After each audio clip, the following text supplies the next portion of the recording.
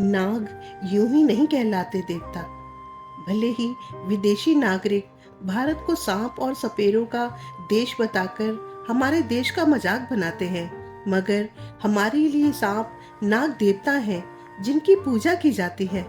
सांप की पूजा का सबसे बड़ा पर्व नाग पंचमी श्रावण मास में मनाया जाता है। इस बार ये त्योहार 9 अगस्त को पड़ रहा है। इस दिन देश भर में जगह जगह पर सांपों को दूध अर्पित करने की परंपरा है। आज हम आपको सांपों से जुड़ी ऐसी बातों को बताने जा रहे हैं जिनकी वजह से नाग को हिंदू धर्म में देवता माना गया है। धार्मिक मान्यता है कि भगवान विष्णु की शैया बने शेषनाग जी अपने फन पर पूरी पृथ्वी का भार उठाए हुए हैं। इसलिए गृह निर्माण के समय भूमि पूजा के दौरान चांदी का नाग नागिन भूमि में दबाया जाता है। कहते हैं कट्टू और विंता दक्ष प्रजापति की पुत्रियां थीं और दोनों कश्यप ऋषि को ब्याही थीं। एक बार कश्यप मुनि ने प्रसन्न होकर अपनी दोनों पत्नियों से वरदान मांगने को कहा। कट्टू ने 1 सहस्त्र पराक्रमी सर्पों की मां बनने की प्रार्थना की और विंता ने केवल 2 पुत्रों की, किंतु दोनों पुत्र कट्टू के पुत्रों से अधिक शक्तिशाली, पराक्रमी और सुंदर थे। कट्टू ने 1000 अंडे दिए और विंता ने 2। समय आने पर कट्टू के अंडों से 1000 सर्पों का जन्म हुआ। कट्टू के बेटों में सबसे पराक्रमी शेषनाग थे।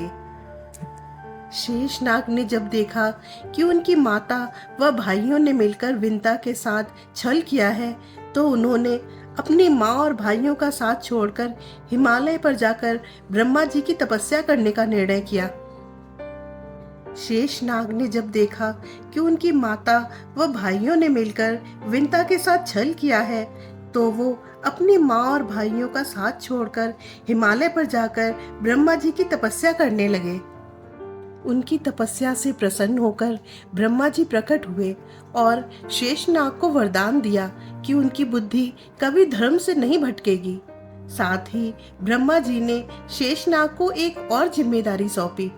उनका मानना था कि ये पृथ्वी पहाड़ और नदियों की वजह से सदैव हिलती डुलती रहती है, तो इसे आप अपने फन पर धारण करें। तब से शेषनाग ने पृथ्वी को अपने फन पर धारण किया हुआ है और उनके शरीर से बनी शैया पर भगवान विष्णु आसीन है। इसलिए शेषनाग को धरणीधर और अनंत भी कहते हैं। शेषनाग का ही एक अन्य नाम अनंत नाग है। एक अन्य मान्यता के अनुसार नागराज वासुकी शिव के गले के हार हैं। यही सागर मंथन के समय सागर बनने के लिए, सागर मतने के लिए रस्सी बने थे। त्रिपुरासुर के वध के समय भगवान शिव के धनुष की प्रत्यंचा बने थे। माना जाता है कि वासुकी नाग भगवान शिव के परम भक्त थे। उनकी भक्ति से प्रसन्न होकर शिवजी ने उन्हें अपने गणों में शामिल किया था। वासुकी को नागलोक का राजा माना जाता है। वासुकी को ही रस्सी बनाकर सुमेरु पर्वत के चारों ओर लपेटकर सागर का मंथन किया गया। जब भगवान कृष्ण को वासुदेव जी मथुरा से चुपचाप गोकुल ले जा रहे थे, तो वासुकी नाग ही थे जो छत्र बनकर बरसात से बालक कृष्ण की रक्षा कर रहे थे। कहीं कहीं शेष नाग का भी जिक्र आता है कि वो छत्र बनकर भगवान श्री कृष्ण को बरसात की बूंदों से बचा रहे थे। धर्म ग्रंथों में एक नाम धृतराष्ट्र नाग का भी आता है। धृतराष्ट्र नाग को वासुकी का पुत्र बताया गया है। महाभारत के युद्ध के बाद जब युधिष्ठिर ने अश्वमेध यज्ञ किया, तब अर्जुन व उसके पुत्र ब्रह्मवाहन के बीच भयंकर युद्ध हुआ। इस युद्ध में ब्रह्मवाहन ने अर्जुन का वध कर दिया। ब्रह्मवाहन को जब पता चला कि संजीवनी मणि से उसके पिता पुनः जीवित हो जाएंगे, तो वो उस मणि की तलाश में निकला। वह मणि शेषनाग के पास थी। उसकी रक्षा का भार उन्होंने धृतराष्ट्र नाग को सौंपा था।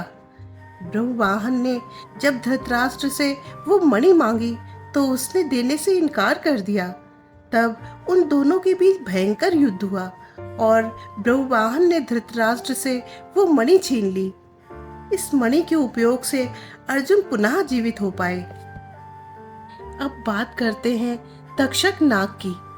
कहा जाता है कि तक्षक नाग की वजह से ही सृष्टि में सब जाति बची रही, नहीं तो राजा जन्मेजय की क्रोधाग्नि में सभी नाग जलकर स्वाहा हो गए होते।